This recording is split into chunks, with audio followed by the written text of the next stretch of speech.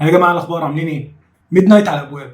اول اسبوع ممكن يكون مهلك. الفيديو ده هحل لكم كل المشاكل دي، ما تقلقوش موضوعكم عندي. اول حاجه لازم تعملوها انكم تسيبوا الفيديو ده لانكم هترجعوا له تاني. تاني حاجه واللي هي تعتبر اهم حاجه هتعملوها في واو بروفيشنالز. اول فتره من اي اكسبانشن بتبقى احسن فتره الواحد يعمل فيها فلوس، والبروفيشن الفتره ديت هي اهم حاجه في وورلد اوف ووركرافت. طبعا ده معناته انك لازم تكويست. رجائي الخاص نصيحتي العب الستوري بالكامل، حتى لو كان في جرايند، حتى لو كان ممل، حتى لو كان مطلوب منك تروح تسقي زرعه، لو مطلوب منك تروح تقتل مش عارف ايه ولا توصل عيل لبيت ابوه.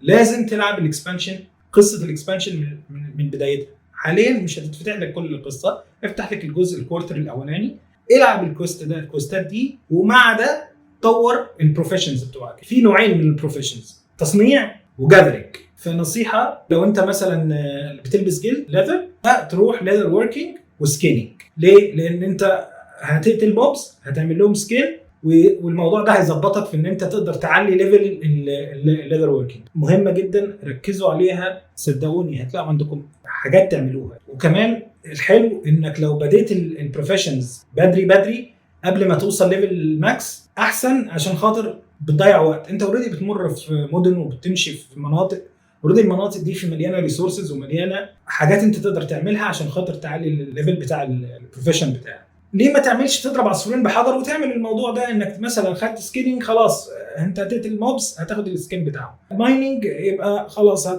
كل مكان هتعديه وتعمل فيه كوستات هيطلع لك فين النودز بتاعت المايننج، وتعمل مايننج يا طويل العمر. اضرب عصفورين بحجر. في ناس بتحب تاخد وظيفتين جاذرينج عشان بس ما عندهاش طول بال انها تصنع وتعمل وتجيب الماتيريالز ويبيع كل الداتا اللي بياخدها ديت، كل الايتمز اللي بياخدها دي بيروح يبيعها في الاوكشن هاوس وهو يكتفي بكده. براحتك. لو انت بتحب الجاذرينج فقط وما عندكش طولة بال انك تقف كده قدام بتاعه وبتشتغل بس بتعمل بليت ارمر ولا بتعمل خلاص حلو قوي، دوس. ليه بقى انا بركز على هذا الموضوع؟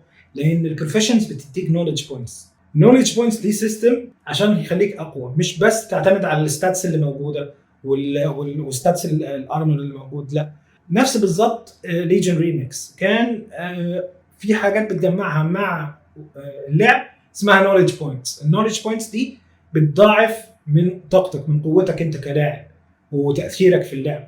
فكره انك تركز على البروفيشن بتاعتك في اول، سبيشالي في اول اسبوع، اول اسبوعين ماكسيمم، هتلاقي نفسك برنس، تلاقيك عملت مليون. كمان نقطه مهمه جدا وهي من اهم النقط، انه في حوالي 24 نوليدج بوينت مرميين حوالين الخريطه الجديده والماب الجديده اللي هنخش ونغامر فيها. ال 24 نقطه دول يعتبروا فري. النوليدج بوينتس دول هتستعملهم وتصرفهم في حاجه اسمها البروفيشن تري، شجره كده انت بتعززها وتقويها بحيث انك تبقى خارق. فانت هتبقى ضارب مش بس عصفورين بحجر، شله عصافير. خلاص كده احنا اتكلمنا على البروفيشنز. دلوقتي بقى من ليفل 70 لليفل 80 ركزوا ان كل زون تخشوا خلص الكوستات اللي فيه. نصيحتي ركز في ان انت تخلص الستوري. انا ما كنتش بخلص كل الستوريز، حتى السب ستوريز اللي على الجنب ديت، السايد ستوريز دي ما كنتش بخلصها. نصيحه خلصها. ليه؟ لان في ستوريز بتكمل القصه. انا بلاقي نفسي واصل للريد ومش فاهم احنا وصلنا للريد ازاي، لان في سينماتكس بتحصل احنا ما بنكونش عارفين عنها الا من خلال السايد كويست. لازم تخلص الكوستات الاساسيه ولازم تخلص السايد كويست. موضوع انك انت تخلص الكوستات مش بس مفيد عشان السينماتكس وعشان تفهم القصه، لا، بس مفيد كمان عشان خاطر يعمل لك انلوك لسيستمز معينه موجوده في اللعبه عشان خاطر لونج تيرم بروجريشن. ليه؟ لان هيجي لك كوستات بعد كده، هيتفتح لك كوستات بعد كده في الكورتر الثاني والثالث والرابع مبنيه على الكوستات اللي المفروض كانت تتعمل الاول عشان تفتح لك مناطق معينه وتفتح لك اكسس على كوستات انت ما كنتش تتخيل انك تلعبها الا لما تخلص الكوستات. واول فتره ديت بقوا مركزين جدا جدا جدا على انهم يربطوا البروفيشنز بطاقه الباور بتاع اللاعب والكويستس بالبروجريشن بتاع اللاعب. بليزرد بيطبخوا فيها كده عشان خاطر ايه؟ يفرضوا عليك انك تكسبيرينس اللعبه صح. زي ما بقول السيستم بتاع الكوستات ده هيفتح لك بلاوي كتير. اولهم اند جيم كونتنت، ده الطبيعي، حاجات كوستات خاصه بالفاكشن بتاعك، والويكلي كونتنت هيفتح لك حاجات ويكلي. ما تضيعش على نفسك فرصه ان الحاجات الويكلي ديت، الكوستات الويكلي دي تتفتح عليك عشان خاطر بتديك ريورد حلو.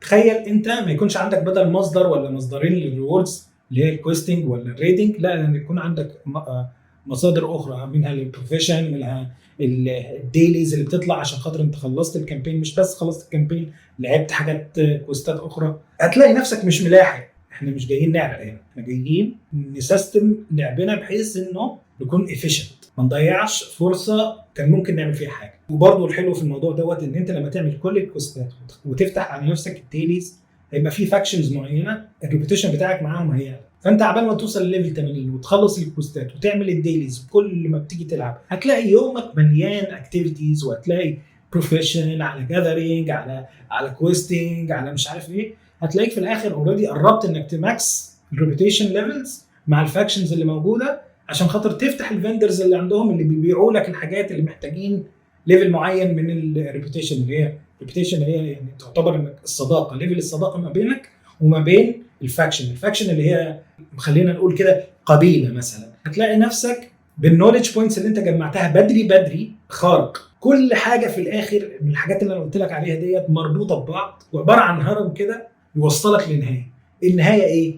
ان انت تكون برنس الجيل. خلصنا الكويستنج، خلصنا الكامبين، خلصنا الماكس ليفل، جبنا النوليدج بوينتس اللي نقدر عليها. في سيلفر مون هتلاقوا كويستات من ليدي ليادرن، وهتلاقي حاجه اسمها يونيتي اجينست ذا فويد. هتلاقي عندك 4 حاجات: وورلد كويست، ستورميريان اسالت، براي، وباتل جراوندز. باتل جراوندز يعني بي في بي.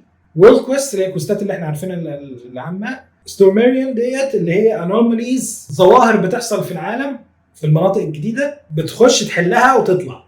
وعندك حاجه اللي اسمها براي ديت اللي واو عاملين بروباجندا كبيره عليها، انك هتبقى ماشي وفي ناس هتبقى تحطاك كده في دماغها ام بي سيز هيجوا لك بليفل معين، وانت بتكويست وانت في حالك بتعمل اللي بتعمله، بتجمع حاجات هربس، هتلاقي حد بيطلع لك. ده في سيستم البراي ده لما بتقتله بيجي لك ريوردات حلوه، بالذات لما بتختار ليفل صعب شويه في البراي. مهم جدا انه كل اسبوع هيبقى عندك فرصتين، الفرصتين دول انك تخلص فيها كوستات من الكوستات اللي قلت لك عليهم اللي بتاخدها من ليدي ليادرن. الريوردز اللي بتجيلك من الكوستات ديت ريوردات مهمه جدا، بتجيلك مفتاح عشان خاطر التلفز، بتديك بتختار ريناون للفاكشن اللي انت لسه ما تماكس الصداقه ما بينك وما بينهم، جير، وبتديك كارنسي عشان خاطر تقوي الجير بتاعك. يا جماعه زي ما بقول لكم مانج يور تايم، احنا بندفع فلوس عشان نلعب اللعبه دي، لا تضيع فلوسك زي ما انا عملت وقعدت مستني، انا حاطط ايد على ايد مستني الاكسبانشن الجديد عشان انا فعلا ما اديتش في البدايه لان ما كنتش موجود. بعد كده بتركز برضو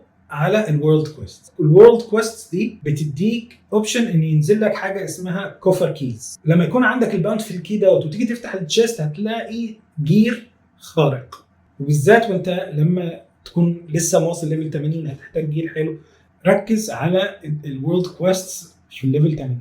خلصهم كلهم. نصيحتي خش كده، خد يوم خلص فيه بس الكوستات دي. من اول اسبوع هتلاقي نفسك برنس، هتلاقي نفسك الدنيا استوعبت الدنيا، فهمت الميكانكس الجديده، فهمت الكور سيستمز الجديده، فهمت الدنيا ماشيه ازاي، فهمت القصه ماشيه ازاي. ومعلومه برضو مهمه جدا جدا جدا، ان انجازك في شخصيه واحده ما مش بس بيفيد الشخصيه دي، لا ده بيفيد الاكونت بتاعك بالكامل في لعبه ووركرافت. في ميد نايت في 4 زونز، كل زون بيبقى عنده حاجه اسمها وورلد ايفنت.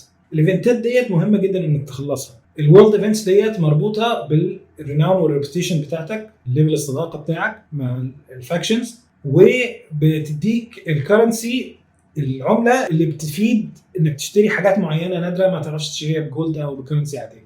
حلو موضوع الورلد ايفنت ده لانه ما بتبقاش لوحدك، بيبقى فيه ناس كتيره معاك. واحد من الورلد ايفنتس ده اسمه اباندنس. الاباندنس ده بتخش بتنط في كهف تمام مليان موبس، وانت وظيفتك لمده 3 دقائق انك تجمع اكتر كميه كنوز موجوده في الكهف ده. الورلد ايفنت الثاني اسمه سالكيروث سوراي.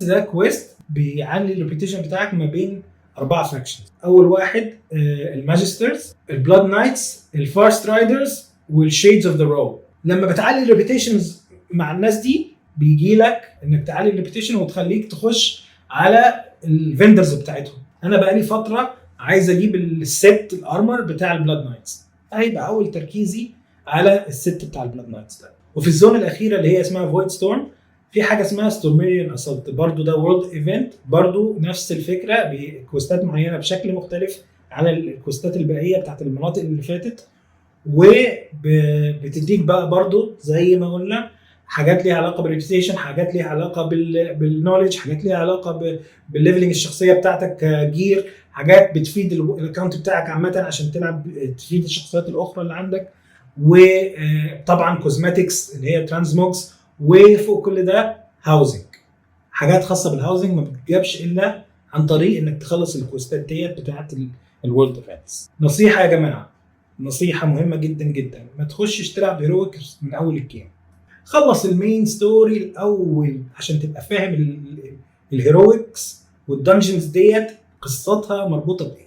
دلوقتي انا فهمت، وان شاء الله انتوا فهمتوا واستوعبتوا ايه الحاجات اللي موجوده، ايه الحاجات اللي ممكن نعملها، ايه الحاجات اللي هتفيدنا، الحاجات اللي ممكن تضيع وقتنا، وعرفنا نركز على ايه بروفيشنز والى اخره عشان خاطر ننبسط من اللعبه ونستفيد اكتر استفاده نقدر نستفيدها.